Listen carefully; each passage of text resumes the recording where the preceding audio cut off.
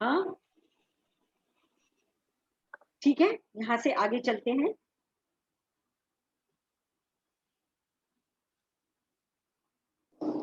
न दत्ते कस्यचित् पापम न चैव सुकृतं विभु अज्ञेनानि आवृतम ज्ञानम तेन मुह्यन्ति जन्तवः। परमेश्वर ना तो किसी के पापों को ग्रहण करते हैं। भाभी ये हाँ। 13 वाला और 14 वाला एक बार फिर से करिए ना, ठीक से समझ में नहीं आया। 13 वाला तो पुराने उसमें चला गया ना। नहीं 14 वाला, 14 अभी किया जो एकदम हाँ। पढ़ दिया ना, थोड़ा सा ठीक से करिए। न कर्तृत्वम न कर्माणि, ना तो जो हम कर्तव्य करते हैं या करने योग्य काम है या न करने योग्य काम है, जो भी हम करते हैं, लोकस्य सृजति प्रभु, संसार के वो प्रभु का सृजन नहीं करते। जो भी कर्म हम कर रहे हैं, अच्छे या बुरे, कर्तव्य कर्म कर रहे हैं या गलत कर्म कर रहे हैं, वो प्रभु के द्वारा सृजित नहीं होते। न कर्म फल संयोगम, और जो कर्म फल से संयोग बनता है वो स्वभाव वस्तु, जो व्यक्ति कर रहा है उन कर्मों को, उसके स्वभाव के अनुरूप मैनिफेस्ट। हमारी प्रकृति के अनुसार हम कर्म करते हैं। जैसे शेर की प्रकृति है डिस्ट्रक्टिव, तो अपनी प्रकृति के हिसाब से काम करता है। चोर की प्रवृत्ति है चोरी करना, साधु की प्रवृत्ति है अच्छे कर्म करना। तो वो ये सोचना कि बहुत से लोग कहते हैं ना, दूसरे को देखकर कहते हैं अरे क्या है, आप तो सिल्वर स्पून लेकर पैदा हुए हो, आपको तो ईश्वर ने इतना दे दिया, आपको तो बड़ी तसल्ली से गढ़ा है भगवान ने बैठ के। ऐसे भी बोलते हैं। किसी को स्मार्ट और सुंदर देखते हैं ना, तो कहते हैं ईश्वर ने आपको स्पेशल वो किया है। तो कहते हैं ईश्वर कुछ नहीं इस मामले में करते, वो केवल आपको शक्ति दे रहे हैं आत्मन को। जितनी प्योर और जितनी हॉर्स पावर की आपकी आत्मन, आपका सेल्फ होगा, जितनी आपके अंदर काम करने की इच्छा शक्ति होगी, उतनी ही फोर्स आपको मिल जाएगी। ये जो हमारा बॉडी है, ये हमारा इंजन हो गया समझिए। इसके अंदर जो पावर काम कर रही है, हॉर्स पावर अकॉर्डिंगली करेगी। इंजन अगर बढ़िया है, ज्यादा हॉर्स पावर का है, तो ज्यादा अच्छा काम करेगा।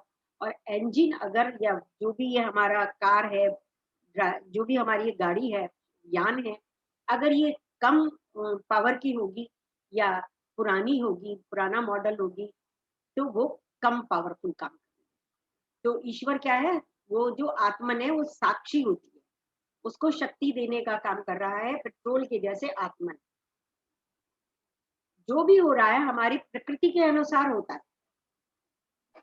हमारी प्रकृति है डिस्ट्रक्टिव, तो वो जरा सी बात पे ही गुस्सा होकर डिस्ट्रक्शन का काम शुरू कर देगा। हमारी प्रकृति है अच्छी, और प्रकृति कहाँ से डेवलप हो रही है, जो हमारे पुराने कर्म चले आए, प्रारब्ध कर्मों से हमारी प्रकृति बनती है, हमारा एनवायरनमेंट बनता है। अभी भी जो हमने 1 मिनट पहले कुछ अच्छा शुभ काम किया है, उससे ही चेंज आ जाता है। अभी मैंने किसी से गलत शलत शब्दों में 2 बातें कर ली, किसी को ऊंच नीच कह दिया, तो आपका मेंटल जो एजिटेशन है ना, वो चेंज हो जाएगा। मतलब माइंड की जो ग्रहण शक्ति है, काम करने की शक्ति है, उसमें बदलाव आ जाएगा। 2 मिनट पहले भी किया गया कर्म से आपकी प्रकृति में चेंज आ जाएगा।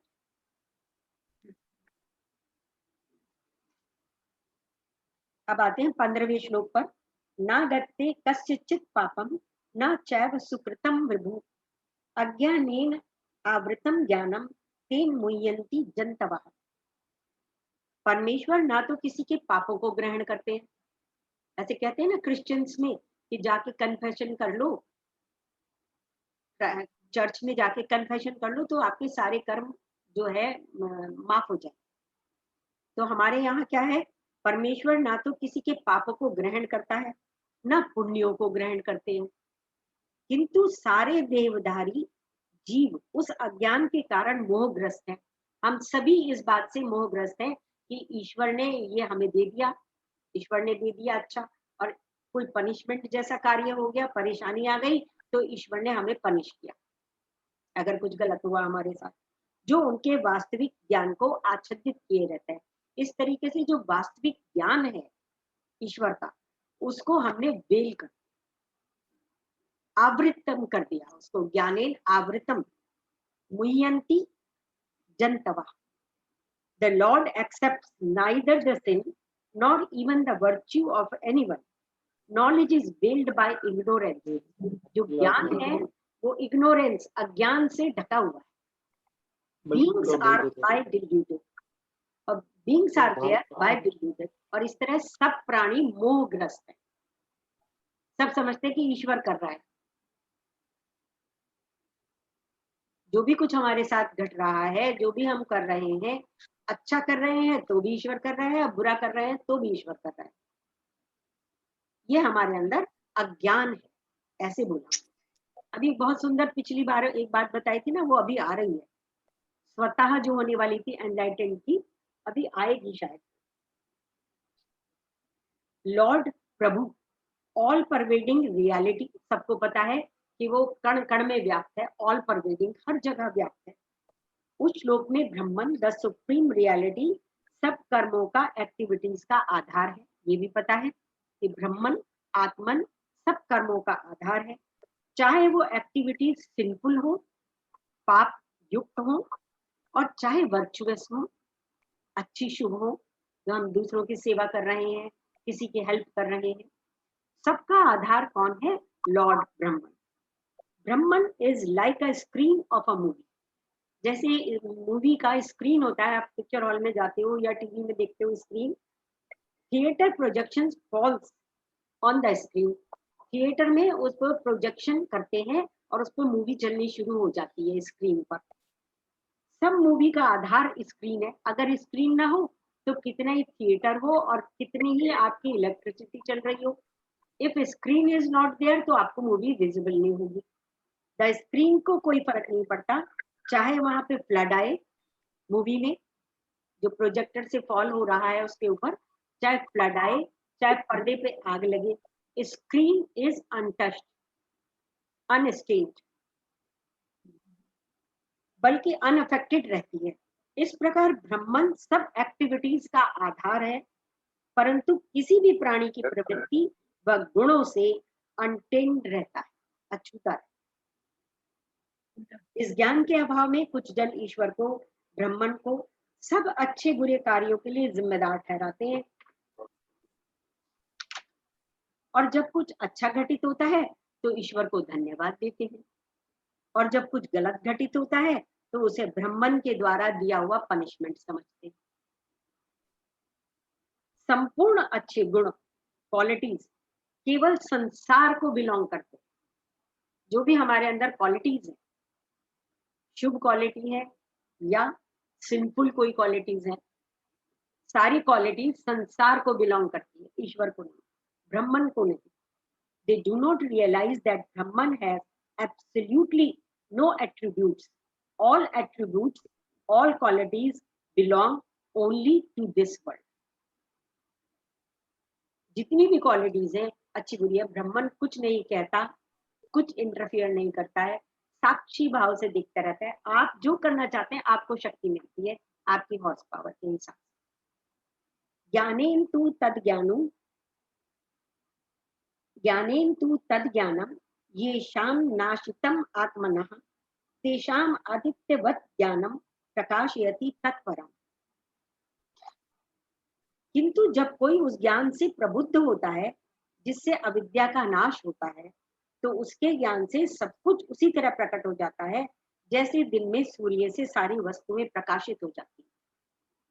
जब आपके मन में कोई नॉलेज आती है, ज्ञान आता है, तो कैसे कोई भी बातें होती है, कोई मिसकंसेप्शन होता है, मिसअंडरस्टैंडिंग होती है, तो सारा क्लियर पिक्चर के जैसे आपके सामने आ जाता है। ऐसे हुआ होगा, ऐसे हुआ, मैंने गलत समझा या उसने गलत समझा, ऐसे पिक्चराइज हो जाता है। जैसे सूर्योदय होने के पश्चात सब कुछ क्लियर हो जाता है। उन्होंने सूर्योदय का इतना सुंदर यहाँ पर वर्णन किया है कि कैसे हमारे मन में क्लैरिटी आती है जब सूर्योदय होता है। But in whom ignorance is destroyed by knowledge, in them knowledge reveals the supreme like the sun. बिल्कुल नॉलेज ऐसे रिवील हो जाती है जब सूर्य जैसे निकलता है, उससे सारा ज्ञान का अंधकार मिट जाता है। मनुष्य सुप्रीम सेल्फ को नहीं जानते, जिसके द्वारा अज्ञान का नाश होता है। Supreme self is like sun. Light, प्रकाश कितना ही अधिक अंधकार क्यों ना हो, कितने भी एक लंबे जगह समय बोल से, रहे हैं आत्मन कुछ नहीं करता, तो वो तो सन के जैसे बता रहे हैं ना, ब्रह्मन को, लॉर्ड को सन के जैसे बता रहे हैं। कर तो वो भी कुछ नहीं रहे, कर तो वो भी कुछ नहीं रहे ना। कितना ही अधिक अंधकार क्यों ना हो, कितना भी लंबे समय से अंधकार हो, सूर्य की पहली किरण, सूर्य का रथ पहुंचा अभी आपके, कभी उसमें देखा होगा आईपैड में, मैंने देखा रात्रि के जिस समय सुबह 5:30 पौने 6 बजे होते हैं, तो सूर्य का रथ वहां सूर्य आ जाता है उस पर, लाइन पर, होराइजन पर, तो वहां लाली शुरू हो जाती है, अरुणा आ जाती है। और उस अरुणा में अभी सूर्य उदय नहीं हुआ, आपको दिखाई नहीं दे रहा है, लेकिन उस लालिमा में, उस अरुणिमा में भी आपको सब कुछ दिखना शुरू हो जाता है, जो अंधकार में रात को आपको बिल्कुल कुछ विजिबल नहीं होता। तो जैसे इन्होंने कहा पहली किरण से नष्ट हो जाता है, इसी प्रकार कितना भी गहरा और लंबे अंतराल से अज्ञान का अंधकार सेल्फ की नॉलेज से नाश हो जाता है। जैसे आपको सेल्फ की नॉलेज आती है, आत्मन की नॉलेज आती है, वैसे ही वो अंधकार गायब हो जाता है, क्लैरिटी आने लग जाती है मन में, सब चीजें समझ में आने लग जाती है। हिंदू माइथोलॉजी की मान्यता अनुसार अरुणा यानी सूर्य अपने रथ पे सवार होराइजन पर ही पहुंचते हैं कि डॉन की लालिमा छा जाती है और सूर्य से पूर्व ही अंधकार छटने लग जाता है, सब कुछ साफ दिखने लगता है। इसी प्रकार एकदम कुछ ही समय में सूर्योदय हो जाता है। जब वो स्थिति आती है कि आपका माइंड एकदम क्लियर हो जाता है, कंसेप्ट क्लियर हो जाते हैं, उसके बाद फटाक से किसी दिन रियलाइजेशन, ये ही सेम फिनोमिनन हमारे अंदर घटित होता है। हमारे अंदर जो डाउट्स, डेल्यूजन, सेल्फ की अज्ञानता के कारण उठे होते हैं, वो सेल्फ की स्टडी से, जब हम सेल्फ को स्टडी करते हैं, उसके रिफ्लेक्शन से क्लियर हो जाते हैं और आप चिंता मुक्त और शांत हो जाते हैं। जब सब कुछ क्लियर होने लग जाता है, तो आप शांत हो जाते हैं, आपका एजिटेशन समाप्त हो जाती है, आपकी चिंता समाप्त हो जाती है, सब कुछ चिंता, तनाव, स्ट्रेन सब डिसअपियर हो जाता है। भले ही आपने अभी सेल्फ रियलाइजेशन प्राप्त न किया, अभी हमें सेल्फ रियलाइजेशन भले ही प्राप्त ना हुआ हो, लेकिन इसके पश्चात अधिक ज्ञान प्राप्त करने पर सब कुछ क्लियर हो जाता है। फिर आप जो और अधिक ज्ञान प्राप्त करते हो, ये पता चल गया कि अगर हम ये नॉलेज गेन कर लेंगे, सेल्फ की नॉलेज गेन कर लेंगे, तो we are on the right track, एक दिन रियलाइजेशन हो ही जाए। अभी रियलाइजेशन हुआ नहीं, लेकिन कंसेप्ट क्लियर होने लगे, सब कुछ क्लियर होने लगे, और आप अचानक से सेल्फ का रियलाइजेशन कर लेते हैं, और एक दिन पता चलेगा कि आपको सेल्फ का रियलाइजेशन हो गया। मिसकंसेप्शंस समाप्त हो जाते हैं, जो भी अभी आपके जैसे आपके दिमाग में ये आया कि आत्मन कुछ करती नहीं है, ब्रह्मन कुछ करता नहीं है, अब ईश्वर को भी कह रहे हैं कुछ करता नहीं है, तो फिर करता कौन है? जिसे हम कह रहे हैं कृपा, जिसे हम कह रहे हैं स्वतः हो जाता है, तो करता कौन है? तो पिछली बार मैंने बोला था, that is not written anywhere, वो अपने आप से अंदर से एक भाव आया कि जिसे कहते हैं एनलाइटेंड, हम कहते हैं सेल्फ एनलाइटेंड। क्यों कहते हैं एनलाइटेंड, लाइट शब्द क्यों लगा? तो जब आपके अंदर वो ज्ञान आ जाता है, आपके अंदर वो आगे बढ़ने की इच्छा, एवोल्यूशन की इच्छा आ जाती है, आप एनलाइटेंड हो जाते हैं, तो आपके अंदर वो लाइट, वो प्रकाश, वो ऑरा आ जाता है। जहां जाते हो वहां के काम स्वतः होने शुरू हो जाते हैं, वहां का वातावरण खुशनुमा हो जाता है, सब काम स्वतः घटने लगते हैं पराशक्ति के माध्यम से। अब इंसान के अंदर ब्रह्मन और इन सब की तो बातें हो रही हैं, चला कौन रहा है इस संसार को? देयर इज समवन, कोई तो है। सूर्य अपने टाइम पर निकल रहा है, बिना बिना डिसिप्लिन के तो हो नहीं सकता, जो वो कितना परफेक्ट टाइमिंग्स है, तो somebody is there, that is Parashakti. और वो पराशक्ति कैसे आपके अंदर डेवलप हो जाती है? When you are enlightened, when you are in knowledge, जहां जाओगे वहां पर सब काम स्वतः होने शुरू हो जाए।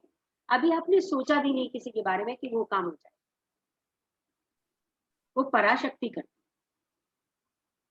Neither you are doing, nor Brahman is doing, nor anyone else is doing of this world. कृपा is done by पराशक्ति।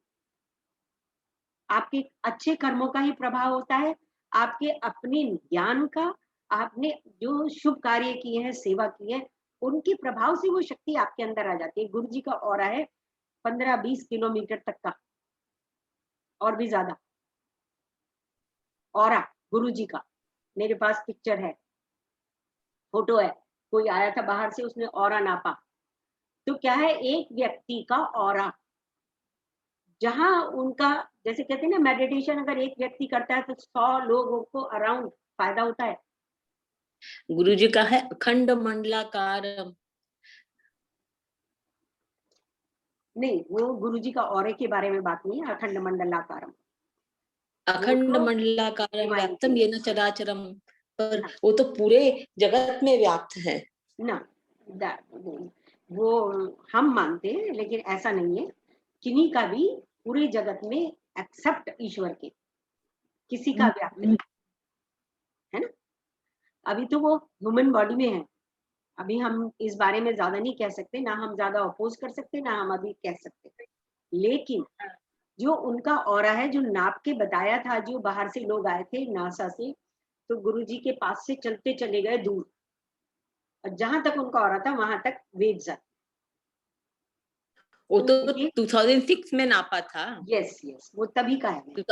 और अब तो चौगना हो गया होगा उससे, मे बी। अब देखो, हमारा ही जब आप जाने लगते हो कहीं पर, तो लोग कहते हैं हाँ आप आ गए, सब काम हो जाएगा, है ना। तो आपके उससे ही धीरे धीरे धीरे धीरे करते करते आपके शुभ कामों से, आपकी प्रकृति से ऑटोमेटिकली काम होने शुरू। और गुरु जी हर प्रोजेक्ट में ये कहते हैं कि आप करो, वो काम हुआ रखा है, बस करो, ऐसे बोलते हैं। तो वो कराती है पराशक्ति। गुरुजी कहते हैं ना कि कोर्स लो, सब हो जाएगा, हो जाए, बैठो सब हो जाएगा, करा हुआ है, सब कुछ तैयार है, ऐसा बोलते हैं। एंड दैट इज ट्रू, इसमें कोई शक नहीं। तो अब मनुष्य सुप्रीम सेल्फ को नहीं जानते, यही कर रहे थे ना। अज्ञान का नाश होता है, लाइट प्रकाश कितना ही अधिक अंधकार क्यों ना हो, कितने भी समय से हो, सूर्य की पहली किरण से नष्ट हो जाता है। शायद रिपीट करने लगता है कितना भी। हिंदू माइथोलॉजी की मान्यता अनुसार अरुणा यानी सूर्य अपने रथ पे सवार होराइजन पर ही पहुंचते हैं, फिर डॉन की लालिमा छा जाती है और सूर्योदय से पूर्व ही अंधकार छटने लग जाता है, सब कुछ साफ दिखने लगता है। इसी प्रकार एकदम कुछ ही समय में सूर्योदय हो जाता है। यही सेम फिनोमेना हमारे अंदर घटित होता है। हमारे अंदर जो डाउट्स और डिल्यूजन, सेल्फ की अज्ञानता के कारण उठे होते हैं, वो सेल्फ की स्टडी से, उसके रिफ्लेक्शन से क्लियर हो जाते हैं, और आप चिंता मुक्त और शांत हो जाते हैं। सब कुछ, चिंता, तनाव, स्ट्रेन सब डिसअपियर हो जाता है। भले ही आपने अभी सेल्फ रियलाइजेशन प्राप्त न किया हो, और इसके पश्चात अधिक ज्ञान प्राप्त करने पर सब कुछ क्लियर हो जाता है, और आप अचानक से एक दिन सेल्फ का रियलाइजेशन कर लेते हैं, सब मिसकंसेप्शन समाप्त हो जाते हैं। अज्ञान आपकी दिव्यता को मास्क कर देता है। ये जो डाउट्स हैं, मैं कर पाऊंगा कि नहीं कर पाऊंगा ये काम, है ना, ये अज्ञान है जैसे आता है, ये मास्क कर देते हैं। हमारी जो दिव्यता है, हमारे अंदर जो सेल्फ डिवाइन है, उसको मास्क में कवर कर देते हैं। जैसे आपने आजकल तो मास्क लगा रहे हैं, तो उससे सभी को पता है what do you mean by mask. जैसे हरी हरी काई किसी लेक को कवर कर देती है। किसी लेक पर आप जाओ और देखो हरी काई वहां पर आई है, तो आप क्या करोगे, ऐसे थोड़ा सा आपको लेक का पानी देखना है, थोड़ी सी काई को इधर करिए, एकदम नीचे क्रिस्टल क्लियर पानी मिलेगा। और जैसे ही हाथ को आपने खींचा वो काई फिर से ऊपर आ जाती है पानी के ऊपर। तो क्या करना होगा, अगर आपको क्लैरिटी चाहिए तो आपको उस मॉस को धीरे धीरे निकालना होगा। जब धीरे धीरे वो निकल जाएगी तो पानी क्लियर हो जाएगा। सारे कंसेप्ट, सारी स्टडी से ये पता चलेगा कि नीचे क्रिस्टल क्लियर पानी है। अज्ञान आपकी दिव्यता को मास्क कर देता है, जैसे हरी हरी काई green mental of mass lake को कवर कर लेती है। काई को एक साइड करने पर बिल्कुल निर्मल स्वच्छ पानी दिखाई देता है। जैसे ही आप अपना हाथ हटाते हैं, मॉस फिर से पानी के ऊपर आ जाती है। यानी स्वच्छ पानी को परमानेंटली प्राप्त करने के लिए, देखने के लिए आपको थोड़ी थोड़ी मॉस को हटाते रहना पड़ेगा। यानी साधना, सेवा, सत्संग, स्टडी सेल्फ की करते रहना पड़ेगा। जैसे ही आप थोड़ी सी मॉस हटाते हैं तो मेंटल कोई पतली हो जाती है, जो काई है ना थोड़ी पतली हो जाती है। जैसे ही हटाई ना तो दूसरी वाली पतली लेयर आ जाती है। और लगातार इस प्रोसेस के द्वारा पूरी लेक परमानेंटली क्लियर हो जाती है, पूरी काई हट जाती है। फिर एक दिन बहुत जन इस टेम्परेरी तरीके को अपनाते हैं। जरा सा हटा के देख लिया, कोर्स में आए, एक दो बार सुदर्शन क्रिया कर ली, जरा सा हटा के देख लिया, हाँ अच्छा तो है, अच्छा लगा जी, बहुत अच्छा लगा, और उसके बाद कुछ नहीं करते, टेम्परेरी कर लिया, जरा जान लिया बस क्या है, दैट्स ऑल। बहुत से जन इस टेम्पररी तरीके को अपनाते हैं और अपने अज्ञान के मास्क को नहीं हटा पाते। वो अपने को अल्टीमेट ज्ञान को प्राप्त करने के पथ पर नहीं ले जा पाते। कि अल्टीमेट क्या है ज्ञान का पथ, उस पर नहीं ले जा पाते और एटर्नल पीस और ब्लिस से वंचित रह जाते। केवल सेल्फ की नॉलेज से और स्क्रिप्चर्स की नॉलेज से, जो स्क्रिप्चर्स हमारे शास्त्र हैं उनकी स्टडी से अज्ञान का पर्दा हटाकर सेल्फ को जाना जा सकता। वेदांत हमने पढ़ा, अष्टावक्र गीता पढ़िए, गीता पढ़िए, रामायण पढ़िए, जो हमारे वेद हैं उनको पढ़िए, तो उससे आप अज्ञान के पर्दे को हटाकर ज्ञान की प्राप्ति कर सकते।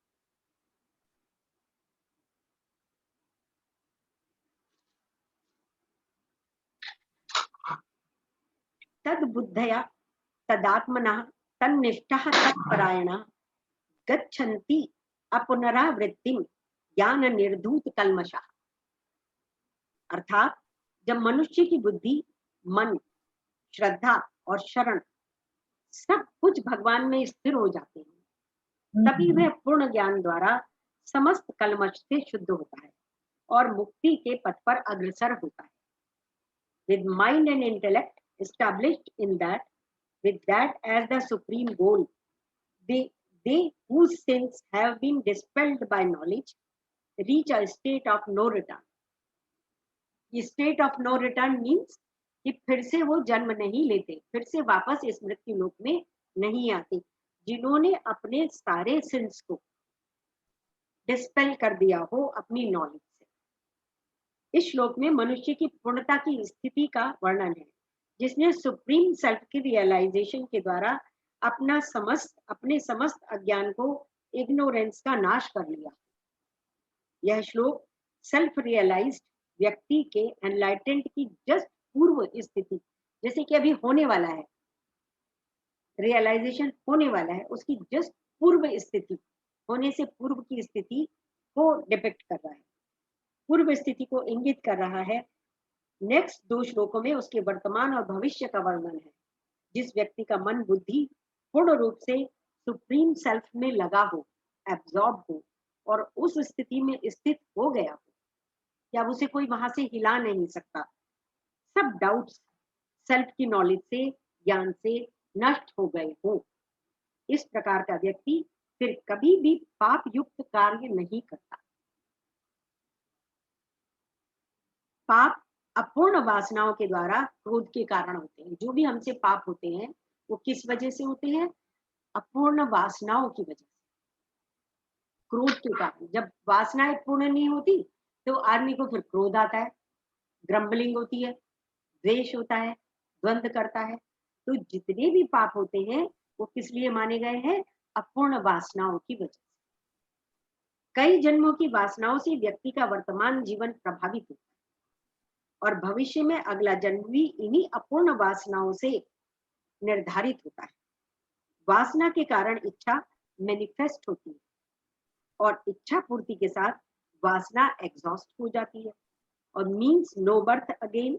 संपूर्ण वासनाओं की पूर्ति मीन्स दिव्य कृपा एंड ब्रह्मन। तब मनुष्य मृत्यु लोक में वापस नहीं आता। डन, आगे चले। एक बार लाइन रिपीट कर दीजिए। एक बार ये वाली लाइन रिपीट कर दीजिए, अभी जो बोला आपने। लास्ट वाली, हाँ जी, लास्ट वाली जी। कई जन्मों की वासनाओं से व्यक्ति का वर्तमान जीवन प्रभावित होता है और भविष्य में अपना अगला जन्म भी अपूर्ण वासनाओं से निर्धारित होता है। वासना के कारण इच्छा मैनिफेस्ट होती है और इच्छा पूर्ति के साथ वासना एग्जॉस्ट हो जाती है और मीन्स नो बर्थ अगेन। जब वासनाएं, बताया वेदांत की चर्चा की थी, जब आपकी वासनाएं एग्जॉस्ट हो जाती हैं तो जीवन पूर्ण हो जाता है, मोक्ष हो जाता है। अगर आपने कुछ जो आपकी, जैसे 100 वासनाएं लेकर आपने जन्म लिया, 100 में से 4 वासनाएं तो आपकी स्ट्रॉन्ग वासनाएं हैं। 4 वासनाएं आपकी स्ट्रॉन्ग वासनाएं कि ये तो मुझे मिलना ही चाहिए इस जन्म। ऐसे आपने पूर्व जन्म में ये सोचा कि ये तो मुझे करना ही है, वो स्ट्रॉन्ग वासनाएं मुझे चाहिए। और 96 वासनाएं ऐसी हैं कि जिन्हें आप कम भी कर सकते हैं और बढ़ा भी सकते हैं। 96 को आप 6 भी कर सकते हैं और 96 को आप 960 भी कर सकते हैं। छोटी छोटी वासनाएं, इसका देखा तो कुछ मन हो गया, इसका देखा तो कुछ मन हो गया, ये वासनाएं। तो जो 4 स्ट्रॉन्ग वासनाएं आप लेते हैं, जब वो एग्जॉस्ट हो जाती है, जैसे ही वो चीजें आपको इस जीवन में उपलब्ध हो जाती हैं, प्राप्त हो जाती हैं, उनका एक्सपीरियंस होता है, तो यह देन जीवन इज फिक्स्ड। जो बची वासनाएं, अगर आप बची वासनाओं को भी जीरो कर देंगे, जो सन्यासी हैं, जो ज्ञानी हैं, वो बची वासनाओं को भी जीरो कर देते हैं, तो मोक्ष प्राप्त हो जाता है। ये वासनाएं एग्जॉस्ट हो गई और बची वासनाएं रही नहीं, तो मोक्ष प्राप्ति हो जाती है। ऐसे की पूर्ति के साथ वासना एग्जॉस्ट हो जाती है, मीन्स नो बर्थ अगेन। संपूर्ण वासनाओं की पूर्ति मीन्स दिव्य कृपा एंड ब्रह्मन। तब मनुष्य मृत्यु लोक में वापस नहीं आता। ठीक है, चले आगे। ये बहुत क्लिष्ट है भाभी। ये कितनी वासनाएं आपकी रह जाती हैं। आप प्रार्थना करते रहते हो कि मुझे अभी इस जन्म में मोक्ष दे ही दो, चाहे कितनी, जैसे आपकी स्ट्रांग वासना है कि मुझे अब इस वैकुंठवासी होना है, मुझे इस लोक में नहीं आना। अगर ये वासना है, मोक्ष की वासना है, तो ये बुरी वासना नहीं है। ये तो जब तक आपको मोक्ष प्राप्ति नहीं होगी, ये वासना तो आनी ही पड़ेगी। ये तो कह रही हूँ। तो ये जो सांसारिक वासनाएं भी चलती रहती हैं छोटी मोटी, तो ये जीरो हो जाती हैं जब ये जीरो स्ट्रॉन्ग वासना अपनी रहती है। आप जितना कर्म कर्तव्य कर रहे हो जीवन में, किसी के लिए भी कर रहे हो, मदर इन लॉ के लिए कर रहे हो, फादर इन लॉ के कर रहे हो, पति के लिए कर रहे हो, बेटे के लिए कर रहे हो, बहू के लिए कर रहे हो, बेटी के लिए कर रहे हो, वो भी सब कर्म कर्तव्य करिए डिटैच होकर, पकड़ के मत करिए। जो हम अटैच रहते हैं ना हर समय, वो अटैचमेंट को कम करना है, डिटैच होके करना है। वो कर्म कर्तव्य हो गया। अब पकड़ के रखते हैं कि मेरे बिना होगा ही नहीं, कैसे होगा, हर समय उसी की चिंता, तो वो हो गया अटैचमेंट। मैं ही करूं, इस चीज का फियर है कि कोई दूसरा करके मेरे से ज्यादा इंपॉर्टेंट ना हो जाए। ये भी तो फियर चलते हैं साथ में कि उसने उससे यूं कहा, उसने उससे अपने अपनी तरफ ना कर ले, उसको समझा बुझा के, ऐसे ऐसी भी बहुत सारी बातें होती हैं। तो डिटैच होके आप अपना कर्म कर्तव्य करिए। आपको चिंता नहीं होनी चाहिए कि कौन क्या कर रहा है। जब आप कर्म कर्तव्य पूरा कर रहे हैं तो आप तो अपनी जगह स्थित हैं। आपको आपकी सीट से कोई नहीं गिरा सकता, समझ रहे? हेलो, आ गई वापस, ठीक है। डिटैचमेंट के साथ करें, कोई भी कर। हाँ भाभी, एक आपका बिल्कुल बीच में ड्रॉप हो गया था जब आप चली गई थी। क्या हो गया? आपकी वॉइस ड्रॉप हो गई थी जब आप चली गई थी। अच्छा, तो सुनाई नहीं दिया? नहीं, तो फिर से करें? लास्ट के 2-3 लाइन बता दीजिए। अभी ना दो तीन लाइनें मुझे याद थोड़ी रहती कि मैंने कौन सी 2-3 लाइनें बताई। तो इसमें से पढ़ने के बाद पता नहीं क्या बोल जाती हूँ, है ना? चलिए छोड़िए। ठीक है, चलिए अब आते हैं 18 श्लोक पर। विद्या विनय संपन्ने ब्राह्मणे गवि हस्तिनी शुनि चैव स्वपाके च पंडिता समदर्शिना।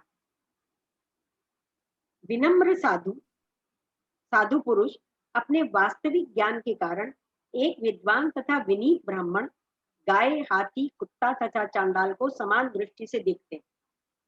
जो समभाव में आ जाते हैं, क्या भाव में आ जाते हैं कि जितने भी आत्मन है, जितने भी प्राणी सामने है, सब में ईश्वर का अंश है, सब में आत्मन है, ब्रह्मन है। वो सबको समान दृष्टि से देखते हैं, चाहे कोई कितना बड़ा पंडित हो, चाहे कुत्ता हो, चाहे हाथी हो, और चाहे क्या बोलते हैं कुत्ता का मांस खाने वाला हो, चांडाल कोई हो, वो सबके अंदर ईश्वर को देखते हैं। द वाइज व्यू इक्वली अ ब्राह्मण and deep with learning and humility, a cow and elephant, a dog and even an outcast. Outcast उसको कहा है जो स्वपाके यानी कुत्ते का मांस खाने वाले को कहा है। स्वपाके संस्कृत शब्द है और उसका इंग्लिश में मीनिंग लिखा है डॉग मीट ईटर। मैं तो कुछ पता भी नहीं था कुत्ते का भी कोई खाता है। साधु सुप्रीम सेल्फ में पूर्णतः एब्जॉर्ब्ड होते हैं। जो साधु सन्यासी के बाद साधु की स्थिति में पहुंच गए ना, वो पूर्णतः सुप्रीम सेल्फ में एब्जॉर्ब है। उन्हें हर वस्तु व्यक्ति में सेल्फ ही दिखाई देता है, ये ब्रह्मन है सबके अंदर। इस श्लोक में संपूर्ण प्राणी मात्र को एक ही रेंज में रखा गया। जितने प्राणी हैं सब एक ही स्थिति में है, सबके अंदर ब्रह्मन है। जो एनलाइटेंड है वो सबको समभाव से देखते हैं और इसमें सब में सेम आत्मन को देखते हैं। इसमें भी आत्मन है, इसमें भी आत्मन है, इसमें भी आत्मन है, परमेश्वर है। इस श्लोक में मनुष्य की बहुगुणी मानवता की एक्सट्रीम्स दिखाई देंगे कि मानवता कितना भी तो हाईएस्ट उसके अंदर गुण हो, क्वालिटीज हो, और कितनी भी लोएस्ट हो, ग्रॉस जिसे कहते हैं, सबको एक ही कैटेगरी में रखा गया। एक ब्राह्मण और एक स्वपाका जो कुत्ते का मीट भी खाता है। ब्राह्मण आध्यात्मिक ज्ञान व नम्रता से युक्त होकर मानव की हाईएस्ट क्वालिटी को दर्शाता है। ब्राह्मण आध्यात्मिक ज्ञान व नम्रता से युक्त होकर, यहाँ ब्राह्मण को ब्राह्मण भी कह सकते हैं आप, जो हमारे पढ़े लिखे और सदाचारी वेद और उसके ज्ञान के पंडित, उनको आप यहाँ उनसे इशारा है उनकी तरफ, हाईएस्ट क्वालिटी को दर्शाता है। और आउटकास्ट लोएस्ट, अधिकतम से अधिकतम नेगेटिव जो कैटेगरी है जानवरों, उसको दर्शाता है, जानवरों के जैसे। अब इन्होंने क्या किया है कि एनिमल लाइफ में भी 3 जानवरों का जिक्र किया है। इस पॉइंट को क्लियर करने के लिए उन्होंने 3 जानवरों का जिक्र किया है, उनकी कॉन्सिक्वेंसेस बताए। काउ, डॉग और हाथी, 3 जानवरों को उन्होंने किया। 3 गुणों को दर्शाता है। काव के अंदर कैसा गुण है?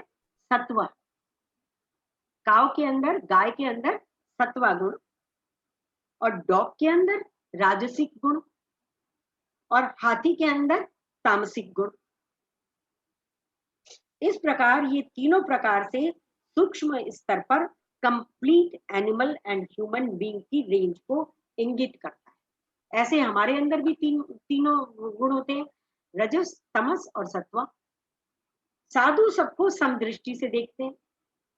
उनकी दृष्टि मेटीरियल लेयर्स ऑफ बॉडी पर ना जाकर अंदर की दिव्य आत्मन पर जाती है। वो सब में ऑल परवेडिंग कॉन्शियसनेस को देखते हैं। जो साधु होते हैं, जो हाईएस्ट क्वालिटी के हमने बताया कि ज्ञानी होते हैं नॉलेज में, वो सबके अंदर डिवाइन को देखते हैं, ब्राह्मण को। क्लियर है?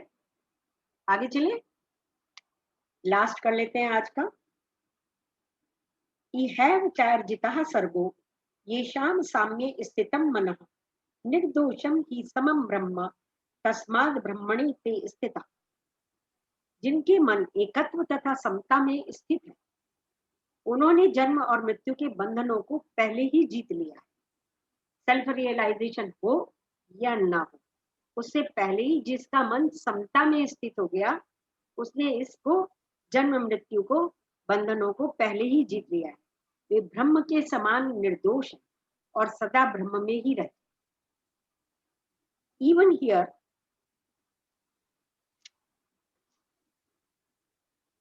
birth is overcome by those whose mind rests in evenness.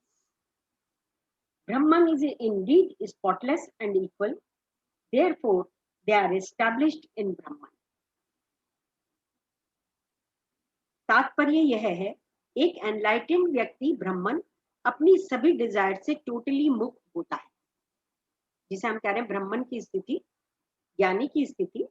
उसका मन पूर्णतः सम अवस्था में स्थित है, एस्टैब्लिश हो गया है उस अवस्था में। वो ब्राह्मण में एकत्व प्राप्त कर लेता है, इच्छा रहित होता है, और इस प्रकार वो पुनः जन्म पुनः मरण, जन्म मुक्त से चक्कर से मुक्त हो जाता है। जीवन के बाद मृत्यु और मृत्यु के पश्चात पुनः जीवन, ये एक ही सिक्के के दो साइड है। जो जन्मता है वह अवश्य मृत्यु को प्राप्त होता है। Morning dies, evening is born, evening dies, night is born, night dies, morning is born. इस प्रकार ये जीवन मृत्यु की चेन निरंतर चलती रहती है। जो एनलाइटन हो गए वो सब चेंज से, जीवन और मृत्यु से बाहर हो गए, ट्रांजिट हो गए। The enlightened one therefore transcends all changes, he becomes the changeless supreme Brahman. तो समता ही अगर हमारे अंदर आ जाए तो फिर तो सारे चक्रों की जरूरत ही नहीं है। ऑटोमेटिकली आप जीवन मृत्यु के चक्कर से मुक्त हो सकते हैं, बंधनों से मुक्त हो सकते हैं, कर्मफल से मुक्त हो सकते हैं, संभाव में आ जाए। आज इतना ही करें और करें? क्या कहा? चले एक दो और कर ले। समझ नहीं आ रहा मुझे। 20 कर ले, 20 तक कर ले, डिस्कस कर ले। 20 तक कर, एक और कर लीजिए। अच्छा 20 तक कर ले, 20 तक। ठीक है।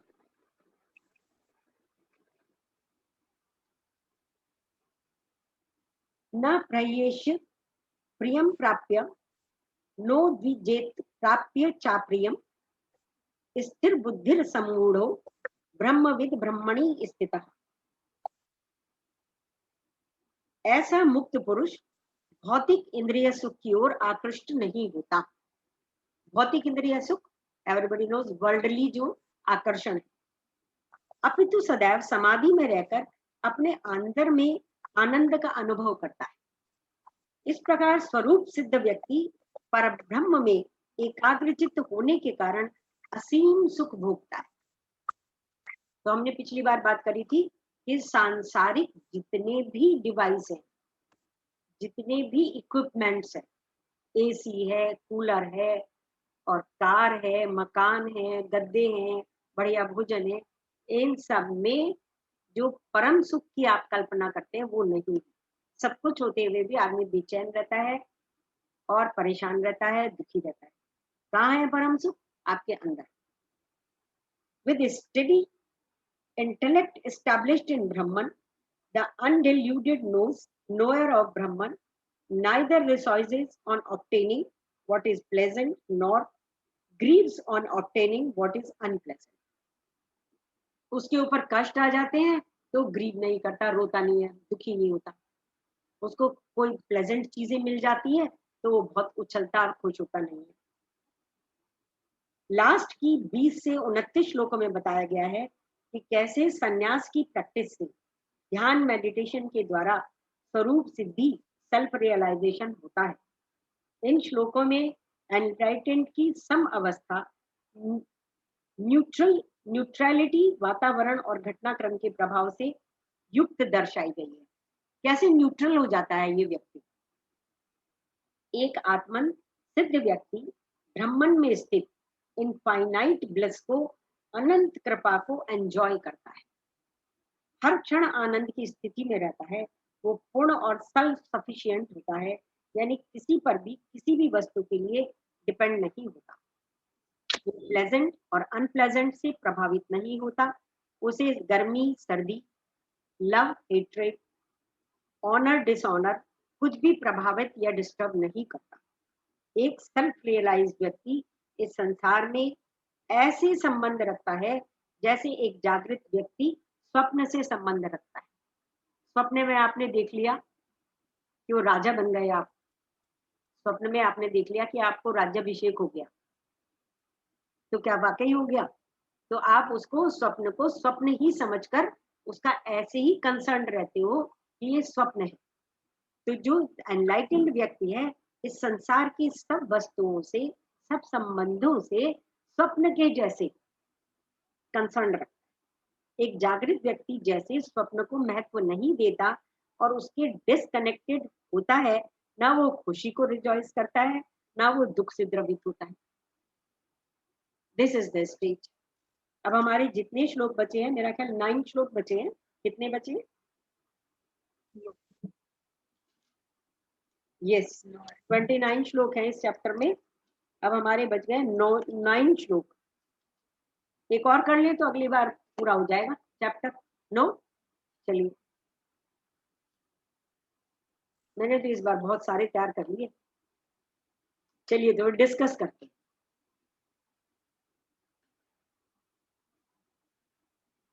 इसको बंद कर दो।